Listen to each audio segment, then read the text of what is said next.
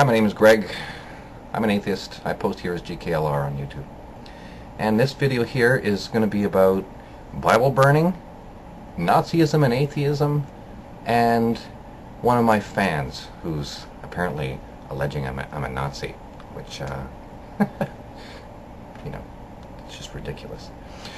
So essentially, I'd like to address how the Christians especially, I mean a lot of the religious do this. I don't find that the arguments for Islam and the other religions are as advanced as the Christians, because the Christians are exposed to Western philosophy more.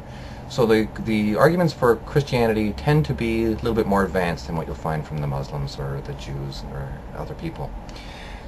And what they do is they tend to adopt atheist arguments, especially the rhetoric. When an atheist just simply calls them silly or superstitious and stuff like that, they just turn it around and say, well, atheism is silly or superstitious. We'll talk about systemic truth, and that truth needs a system to be understood. And we'll use contingent and necessary as the two different types of methods of understanding a truth statement. And they'll adopt that into their own, calling man necessary and God contingent, or something. No, God, I'm sorry, the other way around. God contingent, man contingent, and God necessary. So the necessary first cause over the contingent element of what needs to be created, everything needs to be created. And of course, in real life, contingency reflects to facts and empiricism, and necessary reflects to logic and what's necessary logically. Either one is a system, and denies their absolutism entirely. And yet they come out talking about this way, and they simply try to adopt modern reason, flip it around, and apply it to what they try to say, but it doesn't work. It never works. On to Bible burning. There is no sacred paper. There's no paper that's special. And when people want to draw associations to Nazis or anybody else who's ever burned books, particularly when I think of book burning, I think of the early Christians. I think that how they wiped out a lot of the texts, important texts of Aristotle and such so forth. Of course, we would never know their value because we can't see them. But this is what happened. I mean, of course, that was terrible. And they burned the people, and they burned every last one of these copies of these books when they were hard to reproduce. There's no possibility of us wiping out the Bible. It's a symbolic gesture, like burning a flag. I support burning a Bible 100%. If I had one, I'd burn one. That's why I don't buy Brett Keen's story that he needs his Bible. He's got online Bibles to fight Christians. I disagree with Brett Keen blocking people more than I do him burning a Bible. I disagree with him censoring people. I disagree with him calling other atheist pussies because they disagree. He should bring his reasoning to atheists. I don't think he should bring his reasoning to Christians, but I think he should bring his reasoning to atheists. And so I disagree with Brett Keen on censoring people, banning people, and stopping them from opposing his situation, because he's got a winning hand. He doesn't need to do that. It's the Christians that run and hide.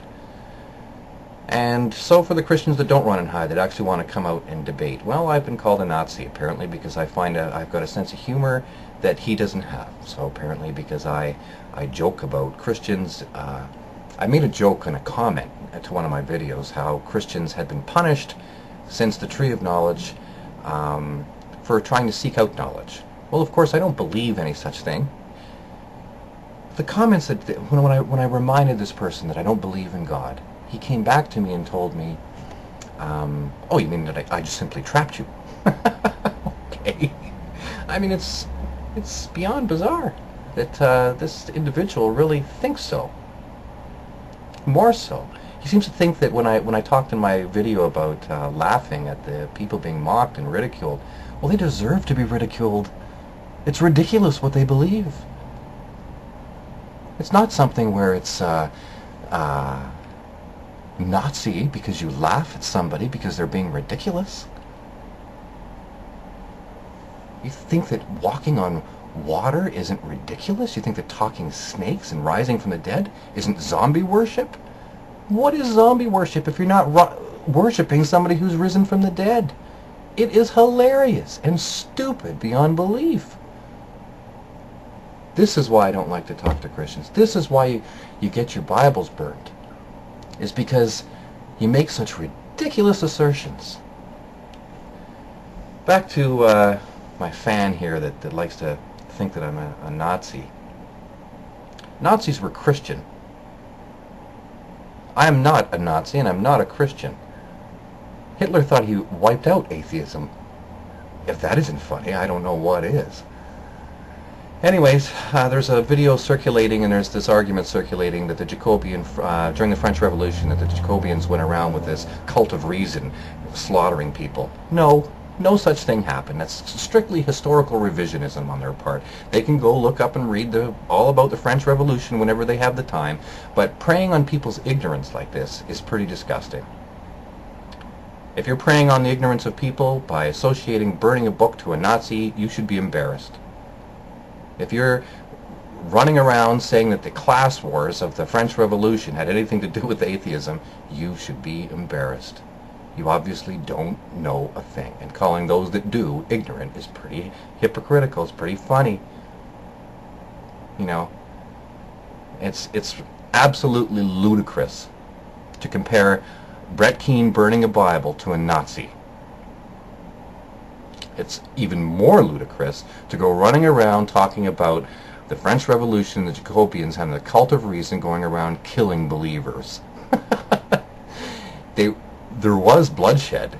There's no question about that. The people that were running around killing them were not atheists. They were against feudalism.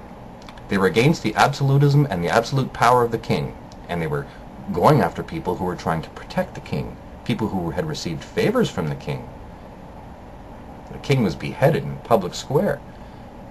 Now, there is a philosophy of enlightenment that's associated to it, and there was a cult of reason. The cult of reason didn't kill anyone, and they were persecuted.